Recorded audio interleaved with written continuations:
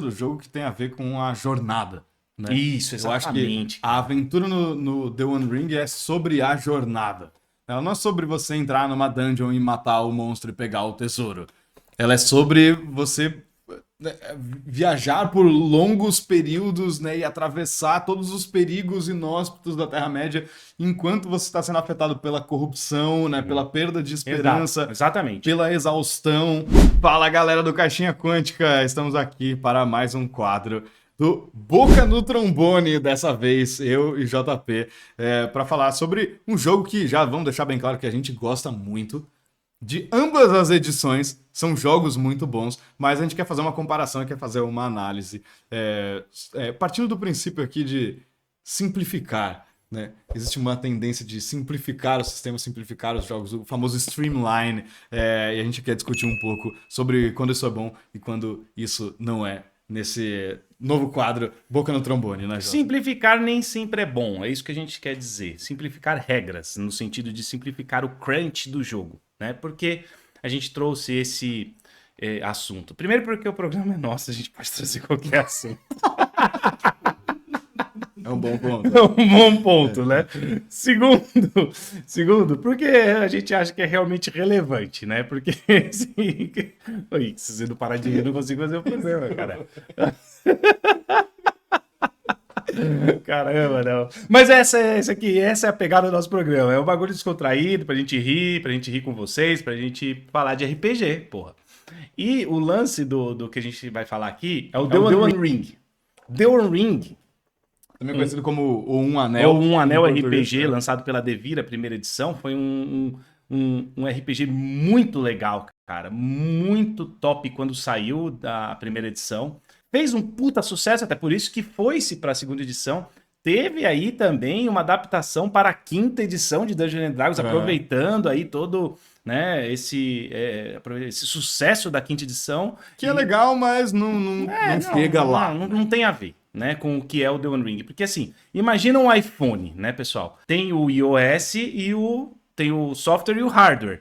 E eles são integrados. O iPhone funciona assim. Quando você pega outros celulares, ali, tô dando um exemplo meu, né, uma metáfora. Você pega outros celulares, tem o Android que acopla em vários celulares. Mas o The One Ring, ele é o sistema, ele é o software e o hardware junto. Sim. Porque ele é o mundo junto com as regras, que é a Terra-média. Quando você pega o The One Ring 1, por exemplo, ele tem toda a essência da Terra-média. O 2 também tem, mas é isso que a gente vai falar, que é a simplificação de regras, né?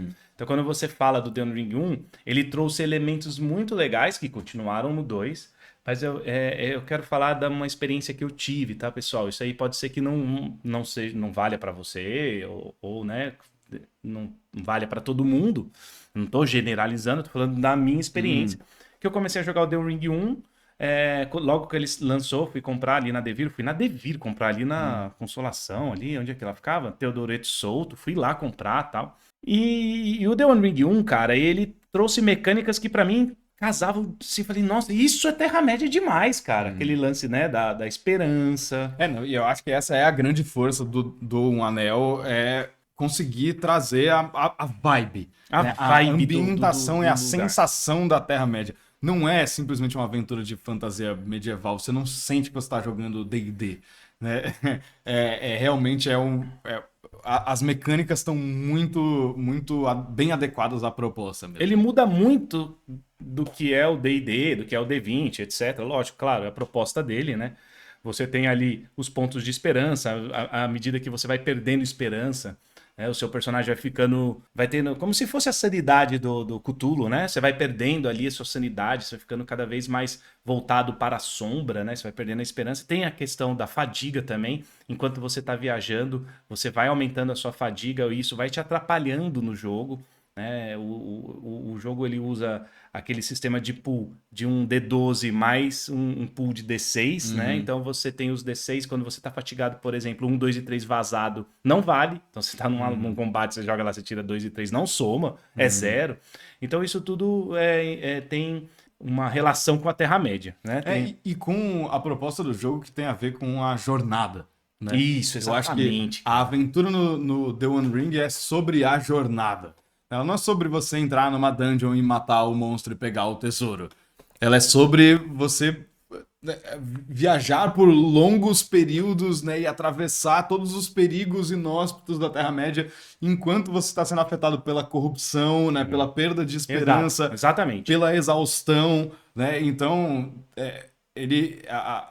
todas essas mecânicas evocam muito bem o que é mais importante na aventura, que é a jornada.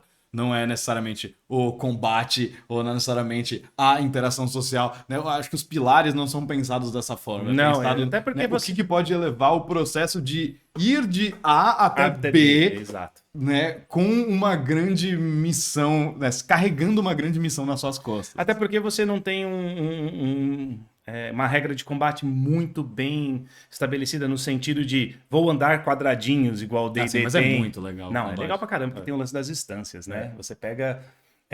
isso é uma crítica que eu tenho da primeira pra segunda, porque eles mudam a questão da instância e aí perde aquele negócio da CA móvel, que eu sempre falava pra você, Não tem lembra? mais? Não, não tem mais na segunda edição, não tem mais a CA móvel do tipo, você tá ali muito na frente, a sua CA diminui.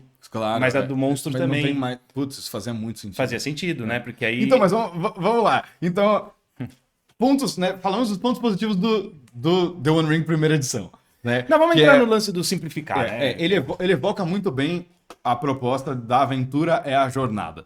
É a esperança, A loucura. a loucura, a exaustão, o quanto você pode carregar de coisas, você tem que ir deixando equipamentos para trás conforme, né, você vai ficando cada vez mais exaurido. Por que você acha, ou em que aspectos você acha que a segunda edição não faz isso tão bem quanto a primeira? Eu tenho uma crítica que pode ser que não seja assim muito popular entre as pessoas que gostam muito do jogo. Eu gosto muito do jogo, a gente jogou. Ah, por falar nisso, só pra falar, eu joguei o jogo quando ele lançou, a gente comprou, jogou ele 3 anos, a primeira edição. Depois eu mestrei pela torre profissionalmente uns 2 anos, né? A segunda. Se não mais, Porque a gente sempre joga na torre a edição mais normalmente. a última, né? E aí, cara, o que acontece é o seguinte: você pega a primeira edição, ela tem.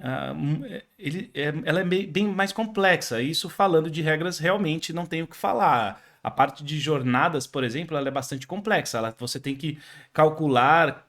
Tanto que existe até um aplicativo que calcula. Você coloca ali no aplicativo quanto que você tem que andar, o quanto que cada hexágono vai exigir, quais regiões você está passando, quantos testes de fadiga você vai ter que fazer. Quantos perigos. E ela traz uma tabela de perigos que pode acontecer: aranhas, vento, nevasca, etc. Várias coisas. E na segunda edição, as coisas foram muito simplificadas. E a crítica que eu quero falar agora, que eu vou chegar no ponto, é porque o D&D estava fazendo tanto sucesso que muitas coisas foram puxadas parecidas, entre aspas, com o D&D, né? Então você tem muita rolagem de vantagem ou desvantagem. Ela aumentou-se, tinha isso na primeira edição, mas aumentou-se isso a um nível de que tá fácil, tem vantagem, tá difícil, tem desvantagem. Isso foi não uma cópia. O senhor gostaria de mais uma bebida? Eu vi que a sua taça tá vazia. Por gentileza. Pega a taça pra mim, por favor. Esse serviço é VIP nos estúdios cara, do Caixinha Quântica. O cara tira a minha Olha isso. concentração, cara. Fala a verdade. O senhor Você é precisar barman só agora? arrumar. Eu faço Muito obrigado. Ah, merda, eu não sei nem o que eu tava falando, mas. Enfim. Desculpa, essas intervenções são loucura. Mas assim, eu acho, Henrique, que teve uma simplificada na regra para que ele fosse mais acessível e que ele fosse mais vindo buscando ali, vindo no lance ali que rolou da quinta edição. Você diria que talvez mais balanceado a favor do jogador? Um pouco mais balanceado a favor do Porque jogador. eu acho que essa é a tendência do D&D, é ser cada vez mais, entre aspas, fácil ou menos desafiador, um pouco menos matematicamente falando. É um pouco menos desafiador, continua sendo desafiador, né? Mas acontece vou dar um exemplo prático. Por exemplo, você tem na jornada, ali na primeira edição, os perigos. Então você tá ali fatigado. Quando alguém tá fatigado, ou exaurido, alguma coisa assim, depende da tradução, e você tira um olho de Sauron no dado, só lembrando, né, pessoal, é um D12, né? Então você tem ali o 11 é o olho de Sauron e o 12 é a runa do Gandalf. Seria a falha crítica e o acerto crítico. Quando você tira um olho de Sauron, você aciona um perigo. E esse perigo existe milhares de perigos. Inclusive as aventuras prontas já vêm com sugestões de perigos. Você pode inventar os seus perigos, etc. Normal. E isso está bem descrito. É isso que eu acho legal. Na segunda edição, você joga um D12 e aí tem lá os acontecimentos, né? Um infortúnio, não sei o quê, mas é sempre só o D12. E a descrição é bastante genérica. Ah, entendi. Que deixa Em vez de ter uma lista de um monte de opções, são coisas Isso. mais vagas para você Isso. preencher. Então, por exemplo, o como você quiser. infortúnio, que acontece lá. Se eu tirar 4. Aí, o que eu tô trazendo de experiência que eu mestrei na Torre do Dragão foi que, durante a jornada, sem querer, às vezes eu tirei 3, 4 seguidos. Então dá 3 infortúnios seguidos. Ah, mestre, você tem que inventar. Eu entendo, você tem que inventar os 3 infortúnios. Mas a aleatoriedade, ela diminuiu, você não concorda? Se você joga um D12 e eu fico tirando o mesmo número sem querer... A variedade, né? Ele conta mais. E isso talvez seja uma grande crítica ao jeito do D&D quinta edição e a edição mais recente também apresentar as coisas, que é muito tipo... Ó, você faz isso aqui, mas se você não gostar, inventa aí. Esse negócio do É legal quando o jogo inventa te aí. dá opções de coisas mais concretas para você utilizar. Eu sinto, eu compreendo essa frustração de tudo ser um pouco vago e aí toda vez você tem que sempre inventar o que é esse novo infortúnio, o que é esse novo infortúnio, porque afinal de contas 12 opções não é tanto assim. A não né? ser que eles lancem, até hoje eu não sei, acho que não lançaram, um livro de bastante infortúnios, Livro de ameaças. ameaças, cada número ali do 1D12 ter bastante... tem assim, por exemplo, tem um encontro com um NPC. Um encontro com um NPC importante, que se eu não me engano é o 12, sei lá. Ou se não for, pessoal, me corrija, mas... E se eu tirar 3 12 seguidos? E acontecia, Henrique. Não, e acontece porque 12 opções não é tanta coisa assim. Exato. Então, quando eu tô numa mesa profissional e isso fica acontecendo, teve até o caso de um jogador Você falando... fica sem recurso. Fica sem recurso e o jogador até falou, puta, isso aí já aconteceu de novo, vai acontecer um infortúnio.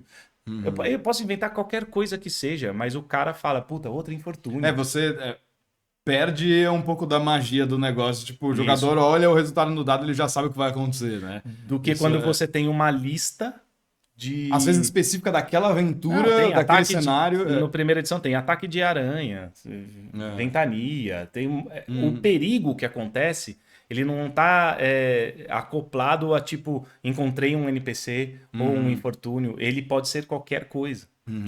Saiu o olho de Sauron, então você tem uma aleatoriedade um pouco maior, né? Então é isso que eu acho que... E às vezes eu acho que essa ideia de que você está simplificando porque você está reduzindo o número de opções e deixando elas mais amplas, talvez você não esteja simplificando, porque na prática você tem menos opções, são menos coisas para você ler no livro, mas quando você rola 3 vezes seguidas o mesmo resultado, você tem mais trabalho para inventar o que isso significa naquele momento. Então, é mais simples? Será? Talvez não seja mais simples. Talvez ocupe menos espaço no livro. Talvez exija menos tempo. Mas exige mais do mestre. Mas né? exige mais do mestre. Às vezes é melhor você ter uma coisa... Porque no final das contas, o que eu penso é... Se você está usando uma tabela para rolar um resultado, você, mestre, não quer determinar o que vai acontecer. Você vai usar uma mecânica que vai gerar uma coisa de forma emergente na história. Então, se você está rolando numa tabela e aí sai um resultado que você, depois disso, tem que inventar o que aconteceu, então você só inventa o que vai acontecer, você não precisa rolar na tabela. E tem outro ponto muito importante da primeira edição, que você, por exemplo, o que ia acontecer com alguém, você tinha uma ordem. Então, a primeira é que existem papéis, né, explicando, cada jogador tem um papel no The Ring, ou ele é o Durante a viagem. Durante a viagem. Ele é o guia, ou ele é o explorador, ou ele é o escoteiro, etc. Assim, são 4 papéis. E isso ia acontecendo de forma 1, 2, 3, 4, todo mundo. Né? Se fosse sair o perigo. 1, 2, 3, 4, todo mundo. Às vezes acontecia alguma coisa com todo mundo, às vezes acontecia com um com o outro. No The Ring 2, você joga um D6, cara. 1 para 1, 2 é o guia, 2 é o outro, 3 é o outro, 4 é o outro, 5 é o outro. Então, é a mesma coisa. Se eu tirar 3 vezes o número 3, é 3 vezes um acontecimento com a mesma pessoa. entendeu? Você tem uma variedade muito menor de coisas que podem acontecer. Essa é a minha... Fora isso, tudo legal, o combate permanece o mesmo, tal. Só não tem mais aquele lance das instâncias, assim. Tem as instâncias, mas não tem o lance de CA variável, como Cara, ela tinha. isso aí eu não sabia, eu conheço bem mais a primeira edição do que a segunda, apesar de a gente ter aqui a Ju mestra pra bastante, assim, mas eu não conheço muito a segunda edição. Mas isso aí é uma notícia triste pra mim, porque eu achava uma ideia muito interessante. Eu sempre te falava E isso, né? faz muito sentido narrativamente. Se você está mais exposto, se você está mais à frente no combate, Sua CA é muito menor. mais fácil te acertar com um ataque. Na segunda edição E é uma mecânica de risco e recompensa muito legal, porque você tá lá na frente, é mais fácil de acertar, mas é mais fácil você acertar o outro também. Isso. Então, eu gostava muito dessa lógica. Também, acho que na tentativa de simplificar mais, perdeu uma nuance. Ele perdeu que nem é tão flavor. complicado assim. Não, que nem é tão complicado assim. É um valor mais um valor mais dois, um valor mais zero. Tipo, não é uma conta complicada que você tem que ficar fazendo toda hora. Isso. E aí ele tem esse lance aí também. Agora, quando você tá mais perto, você perde um dado. Um D6. Quando você tá mais longe, você ganha um D6. Agora é por D6, entendeu? Você vai ganhando um pool melhor ou um pool melhor de mão de dados. E não o próprio número da CA varia. Entendi. Entendeu essa diferença? É sutil, mas faz diferença. E um pool de dados versus fazer uma conta da sua defesa, quanto que isso é simplificar, entendeu? Eu não sei se na prática o procedimento se torna mais simples. É muito esquisito. E isso é uma decisão muito estranha mesmo por parte dos criadores do jogo, da editora e tudo mais. Porque Um Anel não é um jogo pro público de massa do D&D. Ele é um jogo para as pessoas bem nichado, que gostam da Terra-média. Porque o Um Anel ele só é legal se você tem um vínculo com aquele cenário, com aquele mundo, com as histórias do Tolkien. Se você não tem interesse nisso, ele provavelmente não é um jogo que vai te interessar mesmo. Eu acho que é uma decisão muito estranha querer seguir a lógica de design da quinta edição, que é um jogo feito para uma grande massa, num jogo que demanda um interesse tão específico, né? É esquisito. É uma decisão estranha da parte deles. Essa questão do dado pegou um pouco, né? Sim, nada que estrague o jogo, né, pessoal? Não é isso que a gente tá falando. Nada, não estraga o jogo é bem legal. Não, e fato é que você mestrou uma campanha de mais de 2 anos. 2 anos a dois. Então, foi legal o suficiente para jogar por mais de 2 anos quinzenalmente. Mas quando acabou a mesa, quis voltar para o D&D quinta edição. Olha só. Você vê? Pessoal, acabou a mesa aqui, vamos jogar a quinta edição agora, não vamos continuar no The One Ring, não, e tal. Então, esgotou, né? Esgotou um pouco. A gente teve É. essa conversa, né? De que talvez se fosse a primeira edição não teria esgotado tantas possibilidades quanto a segunda esgotou, né?